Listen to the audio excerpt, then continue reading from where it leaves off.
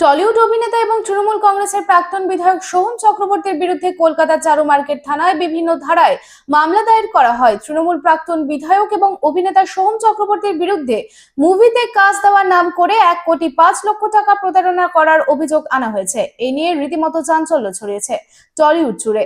রাজ্য জুড়ে পরপর কয়েকটি তৃণমূল প্রাক্তন বিধায়ককে গ্রেপ্তার করা হয়েছে। এদের মধ্যে এবার সামিল হতে চলেছে কি সোহম চক্রবর্তী? এটাই এখন বড় প্রশ্ন। 1,05,00,000 টাকার প্রতারণার অভিযোগে তদন্ত শুরু করেছে পুলিশ।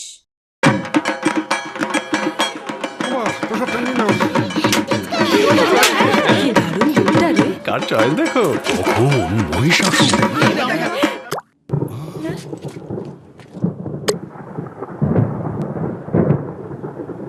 পুজোর আড্ডায় ব্রেক চেঞ্জ করে নাও ঠিক, নো মাথায় হাত। লেটস গো টু ছাদ। পুজোর সকাল বিকেল সেই ডুব দিতে চায় আড্ডাতেই, ছাতেই বাঁধন হারা ভরসা দিচ্ছে টাটা টাটা স্ট্রাকচারা।